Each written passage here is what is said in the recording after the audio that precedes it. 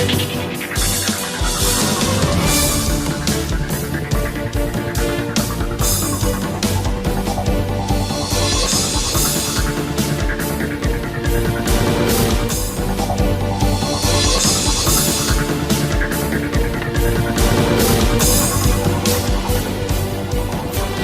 রাসেল আহমেদ আপনাদের স্বাগত জানাচ্ছি যমুনা টেলিভিশনের নিয়মিত আয়োজন 24 ঘন্টায়, প্রেজেন্টেড বাই আকিজ সানশাইন।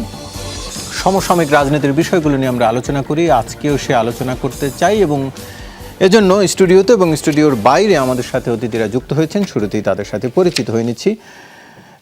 আমাদের সাথে রয়েছেন স্টুডিওতে জনাব নুরুল ইসলাম মনি, ভাইস চেয়ারম্যান বিএনপি এবং বগুড়া 2 আসনের বিএনপি মনোনীত প্রার্থী। আপনাকে আলোচনায় স্বাগত। বরগুনা 2 আসনের বিএনপি মনোনীত প্রার্থী, আপনাকে আলোচনায় স্বাগত। এবং স্টুডিওর বাইরে আমাদের সাথে এরই মধ্যে যুক্ত রয়েছেন মোহাম্মদ শিশির মনির, আইনজীবী, সুপ্রিম কোর্ট, সাবেক সাধারণ সম্পাদক, ইসলামী ছাত্র শিবির। আপনাকে আলোচনায় স্বাগত জানাচ্ছি। আমরা আশা করছি কিছুক্ষণের মধ্যে আমাদের সাথে আরও একজন অতিথি যুক্ত হবেন, তবে তার আগে আমরা আলোচনা শুরু করি। নুরুল ইসলাম মনি, একটু আপনার কাছ থেকেই আলোচনা শুরু করছি। আপনাদের দলের ভারপ্রাপ্ত চেয়ারম্যান, তিনি উত্তরাঞ্চল সফরে যাচ্ছেন ভোটের প্রচারের আগে। প্রচারণা শুরু হয়নি, প্রচারণা শুরুর পরে কি তিনি দক্ষিণাঞ্চলে যাবেন? উনি সমগ্র বাংলাদেশ ঘুরবেন। আর এখন প্রচারণার আগে যাচ্ছেন উনি মূলত জুলাই যোদ্ধাদের যারা শহীদ হয়েছেন তাদের কবর জিয়ারত করার জন্য মূলত যাচ্ছেন, এবং আমাদের মৌলানা ভাসানী সাহেবের কবর জিয়ারত করবেন এই উদ্দেশ্যেই যাচ্ছেন। তারপর তার বসত ভিটায় তো দীর্ঘ 17 বছরে যাননি, সেখানে তার কিছু স্মৃতি বিজড়িত বিষয় আছে, কিছু ইমোশনাল বিষয় আছে, এইসব ব্যাপারে যাচ্ছেন। তো উনি ঘুরবেন সারা বাংলাদেশই, সব জায়গায় যাবেন। কখন কোথায় যান সে এখনও প্রোগ্রাম ঠিক হয়নি, প্রোগ্রাম ঠিক হচ্ছে। আচ্ছা, এর আগে উত্তরাঞ্চলের সফরটি সেরে নিচ্ছেন। একটু জানতে চাই যে এটি নিয়ে আচরণবিধি লঙ্ঘনের একটা অভিযোগ এসছে বিএনপির পক্ষ থেকে, যদিও বলা হয়েছে যে না, এখানে আচরণবিধি লঙ্ঘনের কোনো চিহ্ন থাকবে না। বা সেটি আমরা যেটি দেখেছি, তিনি দেশে আসা কিংবা দেশের যেখানে তিনি গেছেন ঢাকার প্রোগ্রামে সবখানি ব্যাপক জনসমাগম হয়েছে, সেটি কর্মী হোক সাধারণ মানুষ হোক। তিনি যে উত্তরাঞ্চলে যাবেন সেখানে কি কর্মী সমাগম হবে না, বা সেখানে কি গণজমায়েত হবে না, সেটি কি নিশ্চয়তা দেওয়া যাবে? আচরণবিধিতে নিষেধ আছে, মানুষের চলাচলে বিঘ্ন ঘটে এরকম গণজমায়েত করা যাবে না। উনি মূলত যাবেন, বিষয়টা আরেকভাবে দেখা যেতে পারে বা দেখা উচিত।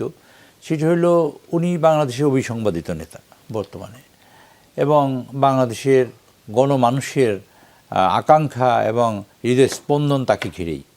এবং তিনি যে দীর্ঘ সময় বিদেশে থেকেছেন, মানুষের মধ্যে যে আকুতি একটা সৃষ্টি হয়েছে বা একটা ভালোবাসা তৈরি হয়েছে, বা এই দলের প্রতি যে আস্থা, তা তো আপনারা দেখেছেন জিয়াউর রহমান সাহেবের জানা যায়, তা দেখেছি আমরা তারই সন্তান কোকর জানা যায়।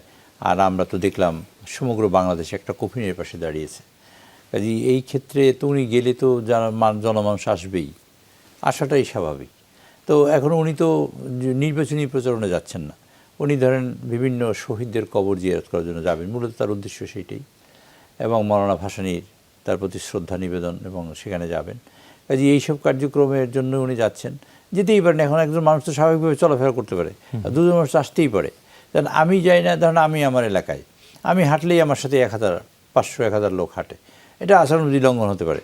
সেজন্য আমি গেলে ঘরের মধ্যে থাকি, আর নাহলে বাইরে থাকি। কিন্তু উনি তো বাইরে থাকার লোক না, মানে এটা তো আটকিয়ে রাখা যাবে না। যেমন কবর জিয়ারত করতে গেলে 1000 মানুষ আসবে। আপনার সাথে 500 লোক থাকলে যদি আচরণবিধি লঙ্ঘন হয়, তার সাথে আমি নির্বাচনের সাথে ডাইরেক্ট সরাসরি জড়িত। ওনার ক্ষেত্রে যেটা হয়েছে, জাতীয় নেতা হিসেবে কারণ উনি গেলেই মানুষ আসতেই পারে, কারণ এই আচরণবিধিতে এইগুলো তো আছে। উনি গেলে যার মানুষ আসতেই পারে, তাতে বিঘ্ন কিছু সৃষ্টি হতেও পারে।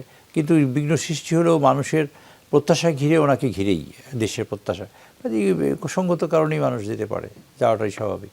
মানে তাতে আচরণবিধি লঙ্ঘন হবে? আমি মনে করি না আচরণবিধি লঙ্ঘন, এবং নির্বাচন কমিশন এটা বেশ ভালো বলতে পারবে এ ব্যাপারে। তবে উনি যে কাজে যাচ্ছেন সে কারণে আচরণবিধি লঙ্ঘন হওয়ার কোনো কারণ নেই। আপনিও নিশ্চয়ই সেখানে ছিলেন কিনা? প্রশাসনের রাজনৈতিকভাবে সম্পৃক্ত ব্যক্তিরা রয়েছেন বলে দাবি করেছেন জামায়াত ইসলামী। দলটির নায়েবে আমির আব্দুল্লাহ মোহাম্মদ তাহের বলেছেন, রিটার্নিং কর্মকর্তাদের মধ্যে অনেক দলীয় ডিসি নিয়োগ করা হয়েছে। আপনার কিছুদিন আগের, বেশ কয়েক মাস আগের সাবেক উপদেষ্টা মাহফুজ আলমের কথা আপনার মনে আছে নিশ্চয়ই। তিনি বলেছিলেন তার চোখের সামনে বিএনপি জামাত ডিসি, ভিসি প্রভিসি নিয়ে ভাগ বাটোয়ারা করেছে। এখনকার অভিযোগটি কি এমন যে আপনাদের ভাগে একটু কম পড়েছে বলে অভিযোগ, এরকম নাকি? না, এরকম মোটেও এরকম না। আপনি দেখবেন সর্বশেষ ডিসি নিয়োগ হয়েছে লটারির মাধ্যমে। কিছু কিছু ডিসি নিয়োগ হয়েছে লটারি সিস্টেমের বাইরেও কিছু কিছু আছে। আমরা কনসার্ন রেজ করেছি ওই সমস্ত ব্যাপারে। দু একটা তিনটা জায়গায় দেখা গেছে যে লটারির মাধ্যমে ডিসি নিয়োগ হয় নাই। একজন ডিসি সেখানে অ্যাপয়েন্টেড ছিলেন, পরবর্তীতে ডিসিকে চেঞ্জ করা হয়েছে একটা বিশেষ কারণে। চেঞ্জ করে যাকে রাখা হয়েছে তিনি আছেন, অথচ লটারির মাধ্যমে 64টা জেলায় যখন নিয়োগ দেওয়া হয়েছে ওই কয়েকটা জেলা থেকে বাদ করেছে। আমরা কনসার্ন রেজ করেছি যে দেখা গেছে কিছু ইমপ্র্যাকটিক্যাল ইমব্যালেন্স বিহেভিয়ার, যে কারণে এক জায়গায় নমিনেশন পেপার বাতিল হচ্ছে, একই কারণে আরেক জায়গায় নমিনেশন পেপার বাতিল হচ্ছে না। যে কারণ দেখে এক জায়গায় নমিনেশন পেপার বৈধ করা হচ্ছে, একই কারণে আরেক জায়গায় নমিনেশন পেপারটা বৈধ করা হচ্ছে না। ডুয়েল সিটিজেনশিপের কথা ধরেন, ডুয়েল সিটিজেনশিপের কথার আইনটা হলো, কারণ ডুয়েল সিটিজেনশিপ তিনি যদি সারেন্ডার করে থাকেন, তাহলে সারেন্ডার করাটা অ্যাকসেপ্টেড যদি হয়ে থাকে, তাহলে এই কাগজটা তিনি ইলেকশন কমিশনে জমা দিবেন। এই অ্যাকসেপ্টেড হয়ে গেলে ধরে নেওয়া হবে তার একটা নাগরিকত্ব চলে গেছে। কিন্তু দেখা গেছে বেশ কয়েকটি জায়গায় আব্দুল আউয়াল মিন্টু, সিলেটে মালেক সাহেব এবং কয়সার সাহেব নামে আরেকজন আছেন, তারা শুধুমাত্র অ্যাপ্লিকেশন করেছেন, তাদের অ্যাপ্লিকেশন অ্যাকসেপ্টেড হয়নি। অ্যাকসেপ্টেড যদি না হয়ে থাকে তাহলে তাদের ডুয়েল সিটিজেনশিপের গ্রাউন্ডে তাদের নমিনেশন পেপারটা কি করে অ্যাকসেপ্টেড হবে? অথচ একই গ্রাউন্ডে কুড়িগ্রামে ব্যারিস্টার মাহবুব রহমান সালেহী তারটাকে রিজেক্ট করে দিয়েছেন। কি কারণে রিজেক্ট করে দিয়েছেন? যে আপনার এটি তো অ্যাকসেপ্ট হয় নাই, আপনি জমা দিয়েছেন, তথ্য দিয়েছেন, কিন্তু ব্রিটিশ হোম অফিস তো অ্যাকসেপ্ট করে নাই। তাহলে ব্রিটিশ হোম অফিস তো আব্দুল আওয়াল মিন্টুটা অ্যাকসেপ্ট করে নাই, আমেরিকান ব্রিটিশ হোম অফিস তো মালিক সাহেবটা অ্যাকসেপ্ট করে নাই, ব্রিটিশ হোম অফিস তো আরো অনেকজন অ্যাকসেপ্ট করে নাই, তাদের নমিনেশন পেপার কেন বৈধ হয়ে গেল?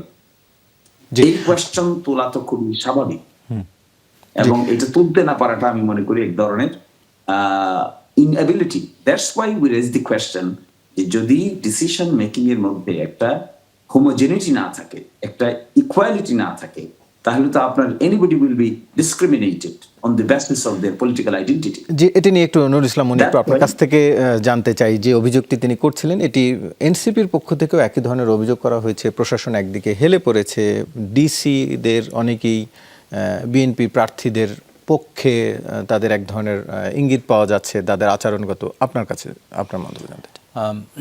প্রথম হলো একটা আইনের বিষয় থাকে, আইনের বিষয়ে যা আছে সেই আইন মানাটা সকলের জন্যই বাধ্যতামূলক, আর সকলের জন্য আইন একই আইন, আইনের কোনো ব্যত্যয় নেই। কোশ্চেন হলো এই দৃষ্টিভঙ্গির প্রশ্ন। আমরা যেমন ধরুন ডিসিদের ব্যাপারে ওনারা উত্থাপন করেছেন, আবার ধরেন আমি উত্থাপন করলাম, তো ইম্পার্শিয়াল লোক কোথা থেকে পাওয়া যাবে? যেমন আমার এলাকায় আমার অনেক বক্তব্য আছে, আমার এলাকা সম্পর্কে আমার নিজেরই বক্তব্য আছে। আমি তো নমিনেশন পেপার জমা দিতে গিয়া বিড়ম্বনার সম্মুখীন হয়েছি আমি নিজেই। তো এখন এখানে আমি তো রেজ করতেই পারি খুব স্বাভাবিকভাবে। এই বিষয়টা হলো যে আমরা গত 15 বছরে নির্বাচন করিনি। নির্বাচনের না করার কারণে নির্বাচন না হওয়ার একটা কালচার এখানে বিল্ড আপ করেছে। 2 নম্বর হলো আমরা এই ছোটোখাটো বিষয় নিয়ে যখন কথা বলতে থাকি, বা ছোটোখাটো বিষয় বললে আমি বলছি যেটা আইন সেটা আইনই থাকুক, কিন্তু কোনো বিষয়ে কথা বললে আমাদের দৃষ্টি রাখতে হবে সবসময় যে আমরা নির্বাচন চাই কিনা। এটা হলো প্রথম, গণতন্ত্র বিল্ড আপ হোক সেটা আমরা চাই কিনা। তো আমরা কথার থেকে যেটা মনে করি যে আমরা এখানে আমরা অবশ্যই বলি, যেমন আমি যেমন আমার নির্বাচন এলাকায় আমি আমার ডেপুটি কমিশনার সহ সকলকে বলেছি যে ধরুন প্রিজাইডিং অফিসার নিয়োগের ক্ষেত্রে আমার যদি দানের শীষ বিএনপি মার্কার কোনো লোক যদি বিএনপি ব্র্যান্ডেড থাকে, অথবা যদি মনে করেন একটা অভিযোগ থাকে, আমাকে জিজ্ঞেস করেন। আপনি আপনার এলাকায় সেটি বলেছেন? আমার এলাকার কথা বলেছি, এভাবে বলতে চাই এইভাবে। আবার একই সাথে আমি যদি অন্য দলের এরকম যদি থাকে ব্র্যান্ডেড, তাদের আপনারা কেটে দিয়ে, কিন্তু আমি দেখতে পাই যেন অন্য দলের ব্র্যান্ডেড লোকজন এখানে বসা আছে, আমার অভিযোগ করতে হবে। কথাটা ব্যাপারটা এরকমই দাঁড়িয়েছে। আমি যেটা বলতে চাই সেটা হলো এই যে নির্বাচন সুষ্ঠু হওয়ার ক্ষেত্রে কারো ধরেন আপনি আইনের এক ধরনের ব্যাখ্যা করলেন, আমি আবার এক ধরনের ব্যাখ্যা করলাম। আইনের ব্যাখ্যার ক্ষেত্রে একই কোরআন শরীফ নিয়ে তো আমাদের হুজুররা প্রচুর কথাবার্তা বলেন। আবার তো আমি মনে করি যে আইন যেটা সেটা স্বাভাবিক, সেটা সরলটাই হওয়া উচিত, এবং যেটা যেভাবে হতে পারে হওয়া উচিত সেভাবে হওয়া উচিত। কোথাও যদি কোনো ব্যত্যয় ঘটে, তার প্রশাসন যন্ত্র আছে বা নির্বাচন কমিশন আছে, তারা সেটি ব্যবস্থা সিদ্ধান্ত নেবে। জি, আপনার কাছে আমি আবারও আসছি। আমাদের সাথে এরই মধ্যে যুক্ত হয়েছেন ডাক্তার সাজেদুল হক রুবেল, সদস্য কেন্দ্রীয় কমিটি বাংলাদেশের কমিউনিস্ট পার্টি। আপনাকে আলোচনায় স্বাগত জানাচ্ছি।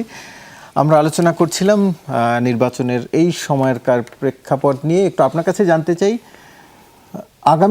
আগামী সরকারকে আগের চেয়ে বড় ফ্যাসিস্ট বানানোর সব উদ্যোগ চলছে বলে মন্তব্য করেছেন বাংলাদেশ রাষ্ট্র সংস্কার আন্দোলনের সভাপতি হাসনাত কায়ুম। এই সাম্প্রতিক সময়ে সংস্কার প্রসঙ্গে তার বেশ সরব উপস্থিতি দেখা গেছে। তার এই মন্তব্যটিকে আপনি কিভাবে দেখছেন, বা সামগ্রিকভাবে নির্বাচনের এখনকার পরিবেশ সেটিকে কিভাবে দেখছেন? ধন্যবাদ আপনাকে সহ, আমার সম্মানিত সহ আলোচক সহ দর্শকরা যারা দূরে এবং কাছ থেকে আমাদের কথা শুনছেন, সবাইকে শুভেচ্ছা এবং সালাম। প্রথম একটা বিষয় কি, যে ফ্যাসিস্ট তো একটা সিস্টেম, ফ্যাসিজম একটা সিস্টেম। তো ফ্যাসিজম একটা সিস্টেম, তো সেই সিস্টেম কি আদৌ আমরা বদলাইতে পারছি? এটা হলো প্রথম প্রশ্ন। উনি বলতে চাচ্ছেন যে আরও বেশি ফ্যাসিস্ট। আগে বলছে আপনি সিস্টেমটা ভাঙতে পারছে কিনা। আমরা সিস্টেম ভাঙতে পারি নাই। আপনি যদি শুধু পুলিশের দিকে তাকান আর কি, এক সময় আমরা হরতাল টরতাল করলে আমরা পুলিশ লীগের মায়ের খেতাম। এক সময় যখন আমরা তেল গ্যাস বন্দরে বিভিন্ন চুক্তি করতো সরকার, হ্যাঁ, সেই চুক্তির বিরুদ্ধে যখন লড়তাম তখন আমরা পুলিশ লীগের মায়ের খেতাম আর কি। এখন পুলিশ লীগ নাই। পুলিশ লীগ নাই, কিন্তু পুলিশকে দিয়ে সরকারের হচ্ছে গিয়ে রাজনৈতিক ফায়দা বা স্বার্থ হাসিলের যে প্রবণতা পুলিশের এন্ডের থেকে আসে আর কি। যেমন দেখেন হচ্ছে পুলিশ হচ্ছে কখনো কোথাও মনে করছে জামাত এখানে শক্তিশালী, তারা জামাতের বদলেহন করছে। কোথাও সে ভাবছে যে ইনকামিং পাওয়ার হচ্ছে বিএনপি, ফলে বিএনপির কথায় সে উঠবস করবার চেষ্টা করছে। মানে পুলিশের ভিতরে একটা ফ্যাসিজমের পার্ট হিসেবে পুলিশের যে হচ্ছে ধরন এবং চলন বা তার যে হচ্ছে ক্যারেক্টারিস্টিক্স, সবগুলো কিন্তু হচ্ছে অবিকল আগের মতোই রয়ে গেছে। এখন আপনি বলেন ওই ব্যক্তি আওয়ামী লীগ ছিল, আওয়ামী লীগকে আমি সরিয়ে দিয়েছি বা আমি পুরো সিস্টেম সরিয়ে ফেলছি, তা না। কারণ আপনি টেন্ডেন্সি তো চেঞ্জ করেননি, আপনি সিম্পল কিছু পোশাক আশাক চেঞ্জ হয়েছে। পুলিশে যেমন পোশাক আনুষ্ঠানিকভাবে চেঞ্জ হয়েছে, তেমনিও অনেক কিছুই পোশাকই চেঞ্জ হয়েছে, এবং পুরো রাষ্ট্রেরই পোশাকই চেঞ্জ হয়েছে। এই রাষ্ট্রের পোশাকই চেঞ্জের মধ্যে দিয়ে যেটা ঘটে আর কি, যেটা হাসনাত কায়ুম বলেছেন, আপনি যদি আমাদের দেশের বাইরে বিভিন্ন গণ অভ্যুত্থানগুলোর কথা যদি চিন্তা করেন, মিশরে কি এখন হোসনি মোবারকের চেয়ে কম অটোক্রেটিক সিচুয়েশন জনগণ ফেস করতেছে না? আরও বেশি অটোক্রেটিক সিচুয়েশন। এখন তিউনিসিয়া আরও বেশি অটোক্রেটিক সিচুয়েশন। বাশার আল আসাদের চেয়ে এখনকার সিরিয়া আরও ভয়ঙ্কর। তো এরকম ভয়ঙ্কর জায়গায় হয় যখন একটা গণ অভ্যুত্থানের পর জনগণ হচ্ছে তার সত্যিকারের বিজয় বা সত্যিকারের পরিবর্তন সাধন করতে পারে না। আর ওনারা যেটা বলছেন বা তারা মনে করেন যে হচ্ছে সংবিধানের কিছু পরিবর্তন ঘটলেই হ্যাঁ পুরো রাষ্ট্রের সংস্কার হয়ে যাবে, বিষয়টা তা নয়। শুধু সংবিধানের পরিবর্তনের এখানে বিষয় না, এখানে হচ্ছে গিয়ে আরও ব্যাপক আকারে অনেকগুলো বিষয় রয়ে গেছে পরিবর্তন হওয়ার জন্য। প্রথম কথা হচ্ছে যে এই পরিবর্তনটা ক্ষেত্রে শুধুমাত্র কতিপয় বুদ্ধিজীবী বিদেশ থেকে ধার করে নিয়ে আসা ইন্টালেকশিয়া দিয়ে এই চেঞ্জটা হবে না। এই চেঞ্জটা করতে হবে গণমানুষকে নিয়ে। আপনি দেখেন আমাদের কি কোনো টেন্স আছে যে এই যে আসছে গণভোট, এই গণভোটটার বিষয় নিয়ে হচ্ছে গিয়ে জনগণকে সাথে নিয়ে কোনো কারবার তো আমরা দেখি না আর কি। হ্যাঁ, এটাকে হ্যাঁ বলতেও জনগণের সম্পৃক্ততা দেখছি না, না বলতেও জনগণের সম্পৃক্ততা দেখছি না। জনগণের কাছে একটা বলছে আবার আরেকটা কেন ভোট। জনগণ কিন্তু এখন হচ্ছে গিয়ে মূল যে জাতীয় নির্বাচন, সংসদ নির্বাচন, সেটাই এখন ফোকাল পয়েন্টে আছে। গণভোট কোনো ফোকাল পয়েন্টে নাই এই মুহূর্তে। এটা হ্যাঁ হবে না না হবে, এবং আমি দেখি যে হচ্ছে গিয়ে নায়ের পক্ষে হচ্ছে গিয়ে কথা বলবার কোনো মানে কাউকে দেখি না, বা কথা বলবার কারো অধিকারও না, হয়তো ভয় পায়, না বললে আবার তাকে ফ্যাসিস্টের দোসর বানায় দিতে পারে। ঠিক আছে, বিএনপির তৃণমূলের কিছু নেতা কর্মীরা আজকে দু একটা দেখলাম যে উপজেলা পর্যায়ের নেতা, তিনি নায়ের পক্ষে বলছেন, সঠিক বলুক বা ভুলভাল বলে বলছে, কিন্তু ওটাকেও কিন্তু ফ্রেম করা হচ্ছে যে এরা হচ্ছে এখন গোলামির পক্ষে, আমরা আজাদির পক্ষে, এরকমভাবে এক ধরনের সো কল সেগ্রিগেশন করা হচ্ছে আর কি। তো এই সেগ্রিগেশনটা দিয়েও কিন্তু আসলে যে প্রকৃত পক্ষে যে প্রকৃত গণতন্ত্রের স্বপ্ন আমরা দেখে আসছি সেই দেশ স্বাধীন হওয়ার আগের থেকে। দেশ স্বাধীন আগের থেকেই একটি গণতন্ত্রের জন্য লড়াই, এবং সেই লড়াই লড়তে লড়তে দেশ স্বাধীন করেছি। তারপর 54টি বছর কেটে গেছে। 54 বছর কেটে গেলেও কখনো কখনো কিছু অর্জন আমাদের হয়েছিল, ঠিক আছে, কিন্তু সেই অর্জন তো আর আমরা রক্ষা করতে পারি, ধরে রাখতে পারি না। নুরুল ইসলাম মনি, একটু আপনার কাছ থেকে জানতে চাই, বিএনপি স্থায়ী কমিটির সদস্য আমির খসরু মাহমুদ চৌধুরী বলেছেন, যারা দেশ ছেড়ে পালিয়েছে কিংবা আসন্ন জাতীয় সংসদ নির্বাচনে বিএনপির প্রতিপক্ষ, তারা অতীতে বিভিন্ন সময়ে আপোষ করেছেন। নিশ্চয়ই এখন যারা পালিয়েছেন তো গেছেন, সেটি আলোচনায় না আসে। যারা এখন রাজনৈতিক প্রতিপক্ষ, তারা কোন কোন সময় আপোষ করেছে বলে ইঙ্গিত করেছেন? সেটি এরশাদের নির্বাচনের কথা বলছেন না ৭১, কোনটিকে আসলে? আপোষ তো এরশাদের নির্বাচন তো আছেই। তারপরে ধরেন আপোষ বলতে যে জিনিসটা বুঝিয়েছেন বা আমি মনে করি সেটা হলো রাজনৈতিক প্রতিপক্ষ তো এখন ধরেন সঙ্গত কারণে আমরা মনে করি ধরেন এই পরিস্থিতিতে জামাত ইসলামী হয়তো বা রাজনৈতিক প্রতিপক্ষ তারাই। রাজনৈতিক প্রতিপক্ষ জামাত ইসলামীর সম্পর্কে নেগেটিভ মানুষের অনেক ধরনের নেগেটিভ করে। একটা নেগেটিভ আছে 1947 সালে তারা পাকিস্তানের বিরোধিতা করেছে, আবার ৭১ সালে বিরোধিতা করেছে, আবার 2006 সালে তারা বিএনপির বিপক্ষে দাঁড়িয়ে আওয়ামী লীগের পক্ষে দাঁড়িয়ে তারা আন্দোলন করেছে, এরশাদ সাহেবের সাথে করেছে। কাজে এই সংক্রান্ত নেগেটিভ আবার আছে। আবার অনেক নেগেটিভ আছে, ধরেন 30 লক্ষ মানুষ একটা ফুটবল মাঠের প্রতিপক্ষের মাঠে যদি কোনো প্লেয়ার না থাকে, তো এই পক্ষের প্লেয়ার যায় তাই গোল দিতে পারে যে পরিমাণ ইচ্ছে। তো সেক্ষেত্রে ধরুন ৭১ সালে মাত্র ওনারা ওই কয়জন মানুষ যদি বিপক্ষে না দাঁড়াতেন, তাহলে দেশ তো স্বাধীন এমনিই হয়ে যেত। এই 30 লক্ষ মানুষের মতো না, 2 লক্ষ মামুনের মান সম্ভ্রম নষ্ট হতো না, দেশের সম্পদ নষ্ট হতো না, মানুষের এত ভোগান্তি হতো না। কাজেই এটা ওনার বিপক্ষে দাঁড়িয়েছেন, এটা ওনারা তখন মনে করছেন এটা সঠিক, সেটা সঠিক। আবার এখন বলছেন কেউ যদি আঘাত পেয়ে থাকেন, যদি এখানেও যদি আছে, যদি কষ্ট পেয়ে থাকেন, তার জন্য আমরা দুঃখ প্রকাশ করছি। 30 লক্ষ মানুষ যদি আপনি দুঃখ প্রকাশ করেন, ব্যাপারটা কীরকম হয় না, এরকম হয়ে গেছে। কাজেই ওনাদের এই ব্যাপারে উনি কী বলছেন তা না, আমি বলি কি যে আমাদের সম্পর্কে একটা স্ট্রং নেগেটিভ আছে, নেগেটিভ নেগেটিভ মানুষের দেশে মানুষ মনে করে এরকম মানুষের ধারণাটা একটু ভিন্নই জামাত সম্পর্কে, মানে জামাতের সম্পর্কে। যদিও আপনি পলিটিক্যাল পার্টি, আমি কারো নাম ধরে বলতে চাই না, তো যেহেতু আপনার বলছেন এই কারণে, সুতরাং সেই কারণে সঙ্গত কারণেই খসরু সাহেব সেই কথা বলেছেন। যারা পালিয়ে গেছেন তারা কেউ কেউ বলেছেন যদি নির্বাচন হয়তো জাতীয় বিমান হবে ইত্যাদি ইত্যাদি, তা জানেন। কাজেই তারা আবার নির্বাচনও করেছে। কাজেই এই রকমের পরিস্থিতি আমাদের দেশে অনেক সময় হয়েছে। ক্রান্তিকাল বলতে আমরা বিভিন্ন সময় বলেছি, শব্দটা একেবারেই পচে গেছে আমাদের সমাজ থেকে। কিন্তু ক্রান্তিকালের বিষয়টা হলো যে আমরা এমন একটা পরিস্থিতি সবসময় দাঁড়া করাই। যেমন ধরুন বানরের পিঠেভাগের মতন একটা কী আছে না, বিড়ালের পিঠেভাগ, যে বানর এসে খায় ফেলে। আমাদের সবসময় এরকম একটা সমস্যা তৈরি হয়। আমরা এই দেশে মানুষ, এই দেশে থাকি এবং এই দেশে থাকবো ভবিষ্যতেও। কাজে আমরা এমন কিছু নেগেটিভ তৈরি না করি যাতে আমাদের ডেমোক্রেসিটা হুমকির মুখে পড়ে, আমাদের ইকোনমিটা ভেঙে পড়ে। তারপর আমরা মানুষ হিসাবে একটা দেশে 18 কোটি মানুষ, এরকম একটা ছোট্ট দেশে এত অনেক মানুষ, সেই মানুষের কাজের যদি জোগাড় না হয়, স্বাবলম্বী যদি না হতে পারে এবং সেই মানুষরা যদি খারাপ জীবনযাপন করে, তাহলে যেমন আজকে যেমন $5,000 থেকে $15,000 ইম্পোজ করেছে, একটা সময় দেখবেন যে আমাদের পৃথিবী ভিসিয়ে বন্ধ হয়ে গেছে, কোথাও আমরা যেতে পারছি না। জাপানের একটা পাসপোর্ট নিয়ে যদি আপনি কোথাও যান, তাহলে সেখানে আপনার হাইলি ভ্যালিউড।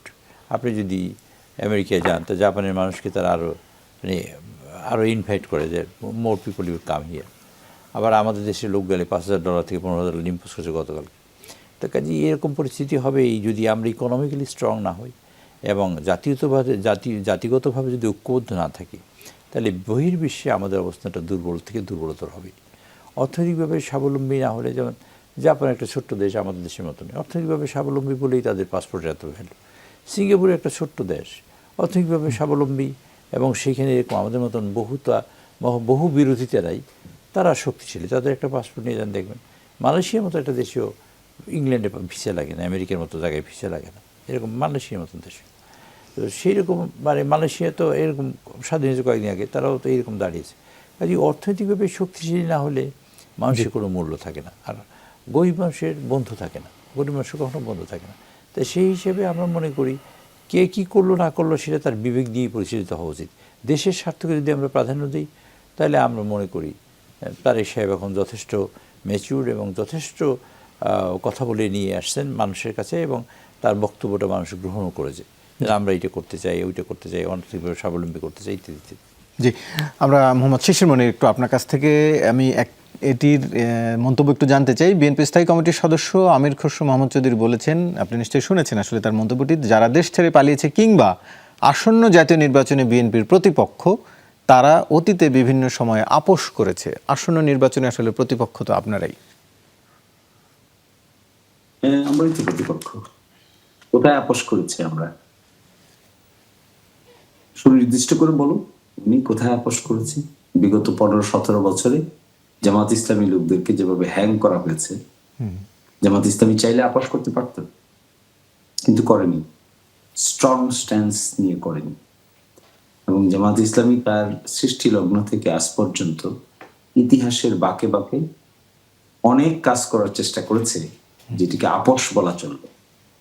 এবং ওনারা যদি সুনির্দিষ্টভাবে দেখাতে পারে, আইনে একটি কথা আছে যে আপনি যখন একটি এলিগেশন দিবেন, you have to give a very specific allegation. কাকে ওনারা আপোষ বলছেন? কোন স্টুডিওতে যিনি আছেন তিনি বলছেন 86 নির্বাচনের কথা, যে সাথে সেই সময় নির্বাচনে যাওয়াটাও একটা আপোষের অংশ। তো 2018 সালের নির্বাচনে বিএনপি গিয়েছিল কিসের অংশ হিসেবে? ওটা আপোষ ছিল না। তারপরে বিএনপির তো জন্মই হয়েছে কোন সময় এসে? যে সময়ের কথা বলা হচ্ছে সেই সময়ের ভিতরে যে অতীতের কথা বলেছেন মনি ভাই, ওই সময় কি বিএনপি নামে কোনো সংগঠন ছিল? বাংলাদেশ জাতীয়তাবাদী দল নামে কোনো দল ছিল? বাংলাদেশ জাতীয়তাবাদী দলের জন্মই তো হয়েছে 80-র দশকে। তো সেই জন্য এই যে একটা ব্লেম দিয়ে দেওয়া, মনে চাইলেও এক কথা বলে দিলাম, এটি রাজনৈতিক শিষ্টাচারের খেলা। আমার মনে হয় 5ই আগস্টের পরে কনস্ট্রাকটিভ পলিটিক্সে যাওয়া উচিত। এই ধরনের ব্লেম গেমের জায়গা থেকে সরে আসা উচিত। এটা করেছে, ওইটা করেছে, এটা করে নাই। এখন 5ই আগস্টের পরে রাজনীতিটা কেমন হওয়া উচিত? 5ই আগস্টের পরে রাজনীতিটা হওয়া উচিত যে আপনি দেশকে গঠন করার ক্ষেত্রে আপনার প্রোগ্রাম তুলে ধরবেন। ক্রিটিসাইজ করে আপনি বেনিফিট পাবেন না। বিশ্ববিদ্যালয়গুলোর ইলেকশন দেখলে আপনি দেখতে পাবেন, আপনি যদি অন্যের দোষ দ্বারায় ব্যস্ত থাকেন, you will lose the ground. আপনি যদি কনস্ট্রাকটিভ ওয়ার্ক করতে পারেন, you will achieve the confidence of the people. এবং 5ই আগস্টের পরে যদি এখান থেকে শিক্ষা না হয় যে অন্যকে ব্লেম করা, অন্যকে অযথা খোঁচাখুচি করা, অন্যকে অযথা বকাবকি করা, অযথা গালিগালাজ করা, অযথা মানে দোষ ধরে বেড়ানো, আমি মনে করি this is wastage of time. After 5th August, everybody should learn that this is the golden opportunity to rectify personal character and political party character. এবং দেখেন বিগত দিনগুলোতে 5ই আগস্টের পরে কতগুলো লোককে ওনারা বহিষ্কার করছেন, কত চাঁদাবাজির এলিগেশনে বহিষ্কার করছেন, কত ইনডিসিপ্লিনের কারণে বহিষ্কার করছেন। কোনোটাই তো ঠেকাইতে পারছেন না। 5,000, 6,000, 7,000 লোককে বহিষ্কার করেও বেআইনি কাজ ঠেকাতে পারেন না। তো এখানে এগুলোর আসল উদ্দেশ্য হওয়া উচিত না। উদ্দেশ্য হওয়া উচিত হলো সুনির্দিষ্টভাবে ক্রিয়েটিভ ইনোভেটিভ পলিটিক্স যদি করতে না পারেন, আমার বিশ্বাস যে দলই এই খেস্তে খেউরের রাজনীতি আবার আনতে চাইবে তাদের কনসিকুয়েন্স সেম। নতুন জেনারেশন এগুলো পছন্দ করে না। নতুন জেনারেশন পছন্দ করে যে ক্রিটিক্যাল প্রবলেমের ন্যাশনাল সলিউশন কি হবে এটা যারা মাথা খাটিয়ে দিতে পারবে, new generation people will accept them irrespective কে কোন দলের, কে কোন মতের। আর যদি ওই কমপ্লেক্স প্রবলেমের সলিউশন না দিতে পারি আমরা, যে দল আমরা দিতে পারবো না, সকলেইকেই আস্থা করে নিক্ষেপ করবে নতুন জেনারেশন। এবং আগামী নির্বাচনে আমি এটি দেখতে পাচ্ছি। তো people want solution of the problems. People do not want the politician অযথা একজন আরেকজনকে বকাবকি আর গালিগালাজের রাস্তায় যাবে আর ব্লেম গেমের অতীত নিয়ে টানাটানি করবে। People never want it. People want specific solution of the existing problem. এবং সেখানে আমি এক্সপেক্ট করব বিএনপি, জামাত ইসলামী, সকল দলই আগামী নির্বাচনে তার ম্যানিফেস্টো যেটা প্রকাশ করবে সেখানে সুনির্দিষ্ট প্রবলেম আইডেন্টিফাই করে সুনির্দিষ্ট সলিউশন বলে দিবে। This is the problem, will solve like this this this. আমরা যদি ক্ষমতায় আসি এভাবে এভাবে সলভ করব। এখানে এই অন্য ধরনের কথা, বাঁকা কথা, খোঁচা মারা, অযথা মানুষকে বিরক্ত করা, কারো দোষ নিয়ে পড়ে থাকতে পারেন আপনি, but the result will be the same as the ইউনিভার্সিটিতে যা হয়েছে, তাই যদি এর থেকে আমরা উত্তরণ ঘটাতে না পারি। So I expect senior leader হিসেবে nobody should take this type of unnecessary attitude.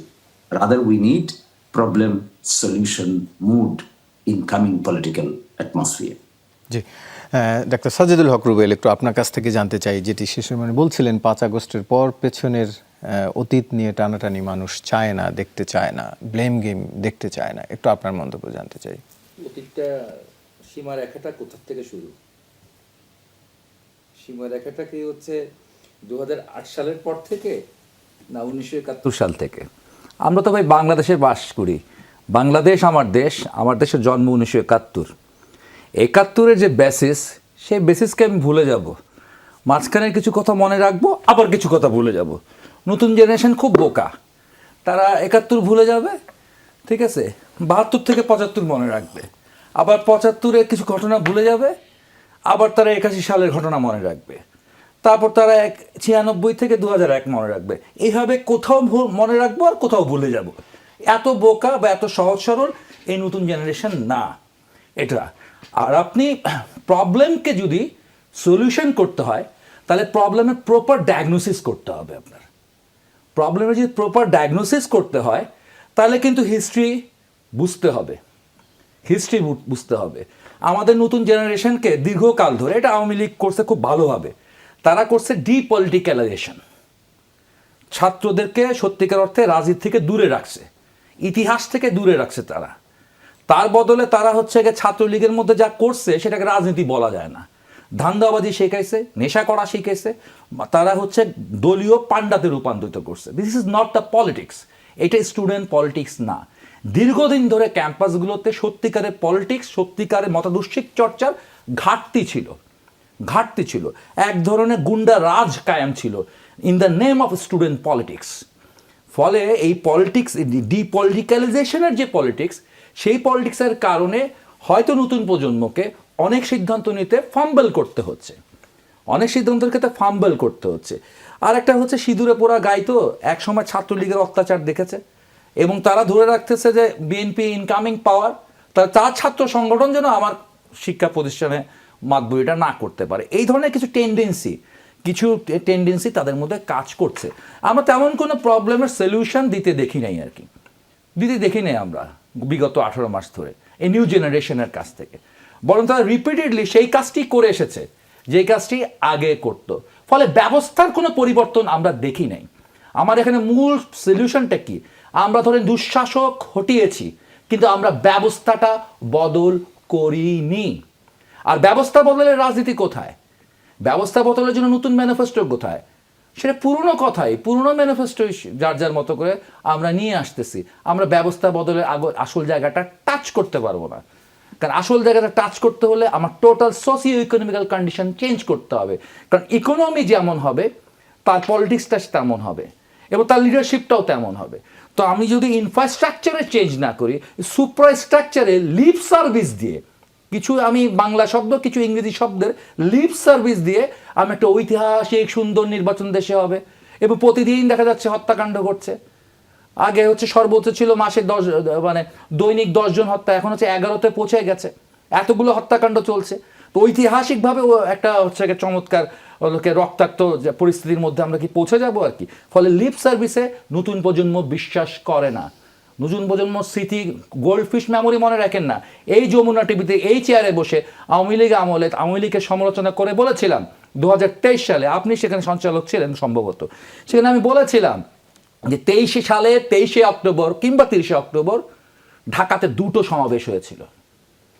একটি ছিল লড়াই সমাবেশ, ওনাদের সমাবেশ, আরেকটি ছিল প্রেম ভালোবাসা আপোষের সমাবেশ, শাপলা চত্বরে তারা করেছিলেন। 8 মিনিটের মধ্যে বিএনপির লাখো লোকের জমায়েত পণ্ড করে দিয়েছিল, স্কাটার করে দিয়েছিল হচ্ছে গিয়ে আওয়ামী লীগের পুলিশ বাহিনী। আর ওইখানে 28 অক্টোবর, আর ওইখানে হচ্ছে ফুল বিনিময় হয়েছিল আর কি। 1996 সালের ঘটনা আমাদের মনে আছে আর কি, 96 নির্বাচনের আগে। ফলে সব কিছু মনে রাখতে হবে, কোনো কিছুই ভুলে যাওয়া যাবে না। কারণ আরেকদিন আজকে থেকে 4 বছর পর আরেকজন সুশীল ভদ্রলোক এসে বলবেন আমাদেরকে, তোমরা ভুলে যাও 24 সালে কি হয়েছিল। আমাদের শুরু করতে হবে 28 সাল থেকে। 24 সাল ভোলা যাবে না, 71ও ভোলা যাবে না। জনাব নুরুল ইসলাম মনি, একটু আপনার কাছে জানতে চাই, এনসিপির নেতা সংগঠক হাসনাত আবদুল্লাহ একটি মন্তব্য করেছেন, একটি পক্ষ চায় গোলামি, আরেকটি পক্ষ চায় আজাদি, একটা পক্ষ চায় ভারতের তাবেদারি, আরেকটা পক্ষ চায় বাংলাদেশের স্বনির্ভরতা। তিনি নিশ্চয়ই নিজেদের কথা গোলামির পক্ষে বলেননি, আর প্রতিপক্ষ যেহেতু ওই জোটের বাইরে আপনারা আছেন। এই বিষয়টা আমি আলোচনা করতে চাই না, করতে চাই না যে এনসিপি, আমি ওনার কথার কিছু জবাব দিতে চেয়েছিলাম, সেটা ওনাকে বলা উচিত এই জন্য, ওনারও জানার জন্য। বা আমি একটা দলের সাপোর্ট করব কিন্তু আমার সমস্যাটা আমি লুকিয়ে রাখবো, সেটা ঠিক না।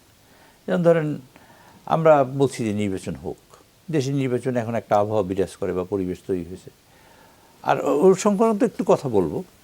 তো আবহাওয়া বিরাজ করে এই নির্বাচনটা ওনারা, এই সরকার 5 তারিখে অগস্টের পরে উনি বলছে ইউনিয়ন পরিষদের নির্বাচন চাই, মানে লোকাল টায়ারের নির্বাচন চেয়েছে তারা। তা লোকাল টায়ারের নির্বাচন করে তারা কিন্তু সরকারের রিপ্লেসমেন্ট করতে চাইছে তারা। তারপরে বললো তার আমরা কনস্টিটিউয়েন্ট অ্যাসেম্বলি চাই, সেই কথাটাও এই ওনাদের তরফ থেকে আসছে, যে সিসি মনির সাহেব যে দল করে সেই দলের তরফ থেকে। এরপরে বললো আমরা সংবিধান ভেঙে নতুন করে সংবিধান লিখব। এক একটা স্টেপ থাকে, মানে ওই যে ধাপ থাকে না, প্রত্যেকটা ধাপে ধাপে আসে। তারপর বললো যে না ঠিক আছে এখন সংস্কার হবে, এ নিয়ে আবার একবার কথা বললো। সংস্কারের প্রশ্নে তখন ওনারা কথা বললেন যে সংস্কার যদি না হয় তাই নির্বাচন হতেই দেওয়া হবে না।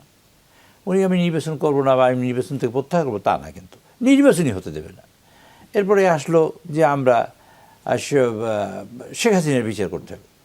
এটা কিন্তু একটা একটা করে পার হয়, ওনারা কিন্তু কথা বলে কিন্তু পার হইতেছে।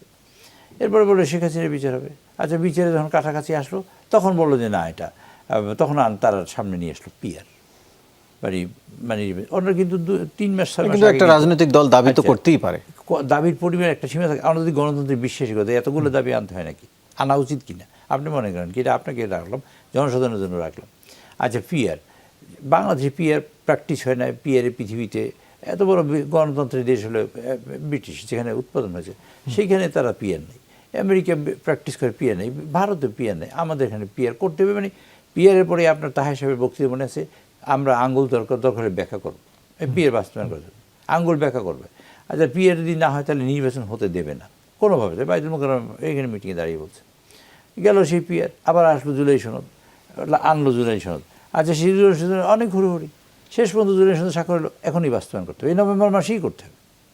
এই যে একটার পর একটা আনে, সেই জন্য উনি যখন কথা বলতে, আমি ওনাকেই বলতে চাই যে প্রত্যেকেরই মানে গণতন্ত্রের প্রতি শ্রদ্ধাশীল হওয়া দরকার, সহনশীল হওয়া দরকার। আর গণতন্ত্রে বিশ্বাস না করার একটা কারণ আছে ওনাদের। কারণটা হলো এরকমের, ওনারা আল্লাহর আইনে বিশ্বাস করে, আল্লাহর আইন শাসন করবে। আমরা চাই যে আল্লাহর আইনে হোক, অসুবিধা নেই। কিন্তু আল্লাহর আইনে কিন্তু তাহের সাহেব কিন্তু বিবিসি সাক্ষাৎকে দিয়ে বলছে যে আমরা শরিয়া আইন চালু করবো না। আবার কোরআন শরীফের মধ্যে বক্তব্য আছে আপনি হিজাব পড়বেন, আবার ওনারা বলে ঐচ্ছিক। রোজা পুজো উনি একত্র করে ফেলছে, উনি নিজেই। আজকে যিনি আমার মানে বক্তা, আমার শ্রদ্ধারে কি বলছি, রোজাকে পুজোকে একত্র, যার দিন কায়েম করবে, যে দিন নিয়ে আসছে নবীজি, আল্লাহর দিনটা, সেই নবীজিকে বলেন এই যে কী যেন কৃষ্ণ, বিষ্ণু, তারপরে মুহাম্মদ, অত্যন্ত তাচ্ছিল্যের সাথে, যাকে আমরা নাম বললে দুরূদ শরীফ পড়ি, এটা আমাদের বক্তব্য। সেই নামটাকে উনি কৃষ্ণ, বিষ্ণু, মুহাম্মদ এরকম কথা উনি বলেছেন, রোজা পুজো এক করে ফেলছেন। এটা ওনার ব্যক্তিগতভাবে ওনার প্রতি আক্রোশ নেই, এটা মানুষ গ্রহণ করেনি। আমি সেই জন্য উনি যে কথা বলছেন ওনাকেই আবার বলতে চাই যে 5 তারিখের পরে আপনাদের এইসব ভাষার বক্তব্যের পরিবর্তন হওয়া উচিত ছিল, হলে দেশের অনেক কল্যাণ হতো। আপনি কী জানো যে হরে কৃষ্ণ হরে বল দাড়িপাল্লা টাইনে তো, এটা এক ভদ্রলোক লিখেছে।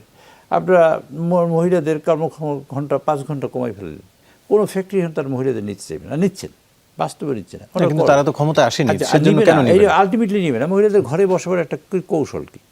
কাজে আপনারা যে, আমি কেন, আমিও যদি মিস্টেক করি, ইয়েস ইউ সে, আপনি বলেন, আপনি মিস্টেক করলে আমি বললাম, আপনারা এগুলো পরিবর্তন করেন। এইসব না, এইসবের কারণেই তো 71 সালে যুদ্ধ করতে হয়েছে। আবার এই একটা যুদ্ধের পরিবেশ তৈরি করার কেন এত কিছু কথা বলেন কেন আপনারা? মানে বলেন কেন, আপনারা বলতেই পারেন যে কোনো মানুষের কথা বলেন, কিন্তু সেটা তো রেশনাল হওয়া দরকার, শুড বি এ ডেমোক্রেটিক। তারা তো সরিয়ে চালু করতে হলে তো আন্দোলন করতে হবে, একবার বন্দুক যুদ্ধ আন্দোলন করতে হবে, সরিয়ে চালে ওরা বলছে সরিয়ে চালু করবেন, তাহলে ওটা করবেন কি? আবার মহিলাদের এই ভোট চাই সব মহিলাদের, কিন্তু একজন মহিলা ক্যান্ডিডেট কিন্তু নাই কোনো জায়গায়, কিন্তু ভোট চাই মহিলাদের। আমি এই কথা বলে এইটুকু বলতে চাই। আর ওই যে ভদ্রলোকের কথা বলছেন এনসিপি এখন তো নিজেই ত্রাহি মধুসূদন। এনসিপির লোকজনের পরিস্থিতি যা হয়েছে, তারা আন্দোলন করছে, তারা চাইছে একটা চাকরি, হয়ে গেছে মন্ত্রী, দেশের মালিক হয়েছে, কী চাইছে, কী করতে চায় সে প্রোগ্রাম কিন্তু তাদের নাই এখন পর্যন্ত। আমি কোনো পলিটিক্যাল রিটোরিক তারা আমি দেখি নাই, আই ডোন্ট সি এনিথিং। সুতরাং এরা এই কথা বললে এটা হতে পারে তাদের জন্য কথা। যে গোলামির কথা আমরা সারাদিন শুনছি, আর আমরা দেশকে মুক্তিও করবে কথাও শুনছি। কে কি করে at the end of the সেটা ডে সময় দেখা যাবে। জনাব শিশির মনির, একটু আপনার কাছ থেকে জানতে চাই, তিনি একটি প্রশ্ন উত্থাপন করেছেন যে নারী প্রার্থী এখন পর্যন্ত অন্তত আপনাদের জোটেই আসলে দেখা যায়নি সম্ভবত, আমি যদি ভুল না করি, সেটি নিয়ে একটু বলবেন। কারণ 30% নারী সদস্যের কথা বাধ্যতামূলক নয়, তবে এরকম একটি প্রস্তাব সংস্কার কমিশনের থেকেও এসেছিল। আপনারাও সংস্কার চাইছেন, এই সংস্কার সেটিও তো এক ধরনের অংশ।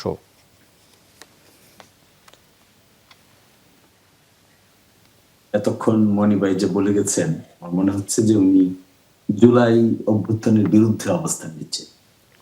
ওনার কথায় শুনে বোঝা যায় যে সংস্কার চেয়ে মনে হয় মানুষ ভুল করেছে।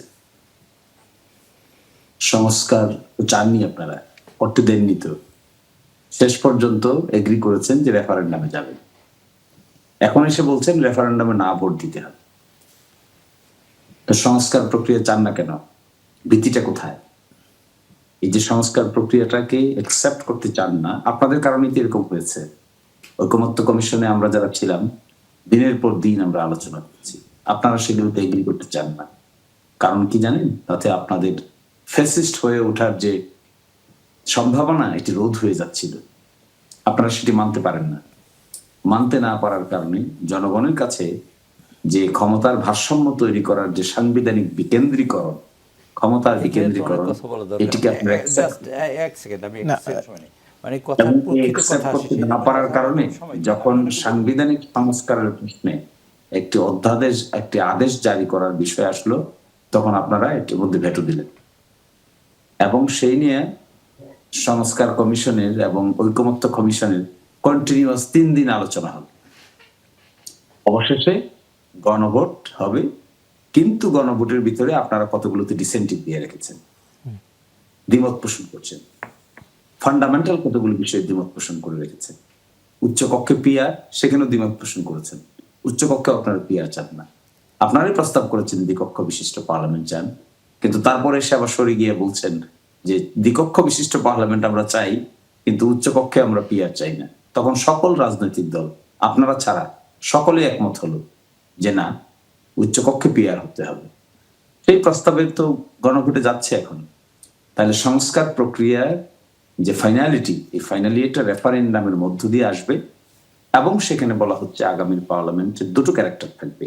একটি ক্যারেক্টার থাকবে সংবিধান সংস্কার সভা, আরেকটি হবে নর্মাল পার্লামেন্ট। এই সংস্কার প্রস্তাবের প্রক্রিয়া সম্পর্কে কতটুকু অবগত আমি জানি না, কিন্তু এই যে একটি জুলাই সনদ বাস্তবায়ন আদেশ 2025 জারি হয়েছে, সেখানে কমপ্লিট একটা রোডম্যাপ দেওয়া হয়েছে। তো সেই জায়গাটাতে সংস্কারের জায়গা থেকে পিছিয়ে হটার কোনো কারণ আমি এখানে মনে করছি না। সেকেন্ড, বলছেন যে আপনি একটা প্রশ্ন করেছেন যে আমাদের জোটে অন্তত আমাদের যে আসন সমঝোতা হয়েছে বা হচ্ছে, সেখানে নারীদের প্রার্থী আছে কিনা। নারীদের প্রার্থিতার প্রশ্নেও সংস্কার কমিশনের প্রস্তাবের মধ্যে আছে, সেটাও কিন্তু গণভোটে গিয়েছে। যে গণভোটটা অ্যাকসেপ্ট হলে পরে আগামীর সংবিধানে, সংসদে, যেখানে সংবিধান সংস্কার সভা যেটি 180 দিন পর্যন্ত দায়িত্ব পালন করবে, সেখানে এই প্রস্তাবটি গৃহীত হলে পরে ক্রমান্বয়ে প্রতি 5 বছর অন্তর অন্তর 5% ইনক্রিজ হয়ে এটি বাস্তবায়িত হবে। দিস ইজ দি প্রস্তাব। এছাড়া বাকি 50 জনের যে বিধান আছে রিজার্ভ সিট, ওই রিজার্ভ সিট কার্যকর থাকবে। রিজার্ভ সিটের বাইরে প্রতি বছর 5% হয়ে সর্বোচ্চ 30% পর্যন্ত ইনক্রিজ হবে। তখন আবার রিজার্ভ সিট বাদ হয়ে যাবে। This is the whole proposal, যেটা নাকি গণভোটে পাঠানো হয়েছে।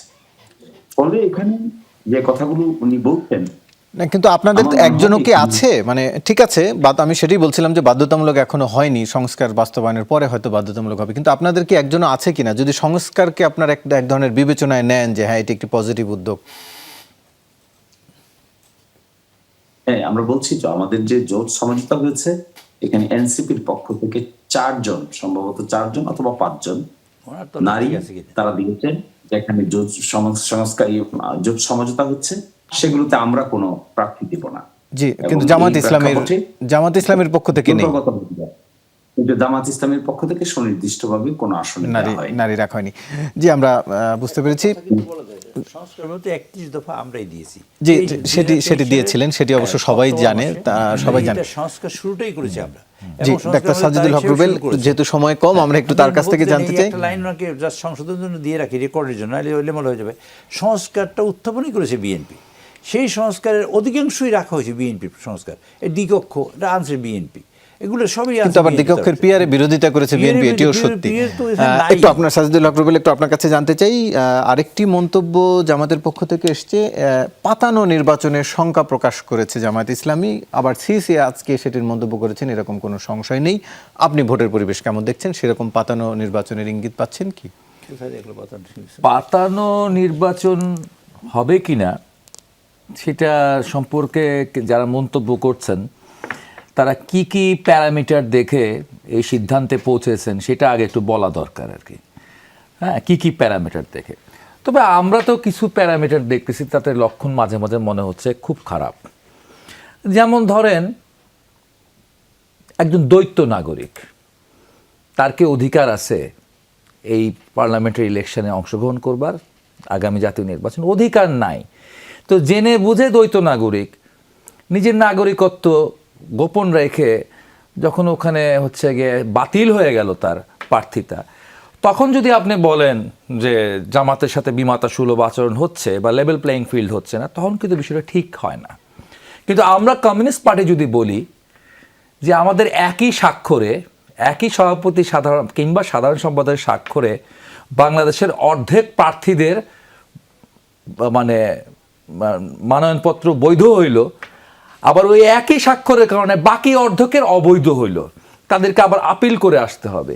এই যে তাদের যে নির্বাচন কমিশনের এই যে অদক্ষতার যে নমুনা দেখালেন জাতির কাছে, হ্যাঁ, এটা ডেলিভারেট কনস্পিরেসি থাকতে পারে, কিন্তু আমি আপাতত সেইটুক বলতে চাচ্ছি না। আমি প্রথমে তো বলতে চাচ্ছি এই জায়গায় হচ্ছে একটা যে এই টেকনিক্যাল যে জটিলতাগুলো হলো আমাদের, এক হতো যে হলো যেহেতু ওয়েবসাইটে আপগ্রেডেড হয় নাই, ফলে সকল প্রার্থীর প্রার্থিতা বাতিল, কিন্তু অর্ধেক বাতিল, অর্ধেক বাতিল না, সভাপতিটা বৈধ আর সাধারণ সম্পাদকেরটা অবৈধ, অথচ উভয় একই ধরনের সিগনেচার নিয়ে এসছে। ঠিক একইভাবে সারা বাংলাদেশে এই ঘটনাটা ঘটেছে আর কি। এইটা কি চরম একটা অব্যবস্থাপনা নয়? ফলে এই বিষয়গুলোকে আমাদের দেখতে হবে। আর নির্বাচনী পরিবেশটা শুধুমাত্র ইসির উপর নির্ভর করে না, নির্বাচন পরিবেশটা নির্ভর করে হচ্ছে এই উপদেষ্টা পরিষদের উপর, এই নির্বাচনকালীন সরকারের উপর। বাংলাদেশের ইতিহাস সাক্ষ্য, নির্বাচনকালীন সরকারের সদিচ্ছার উপর নির্ভর করে কতটা নিরপেক্ষ থাকতে পারবে একটি নির্বাচন কমিশন। নির্বাচন আপনাদের তিনজনকে আলোচনা অংশ নেওয়ার জন্য ধন্যবাদ জানাচ্ছি। দর্শক, পক্ষে বিপক্ষে দুজনেই একই হবে, কিন্তু ওনারা কি বিপক্ষ কি একত্র হয়েছে বিএনপির সাথে? আপনাদের তিনজনকে ধন্যবাদ। দর্শক, এই ছিল আজকের 24 ঘন্টার আয়োজন। সাথে থাকার জন্য ধন্যবাদ সবাইকে।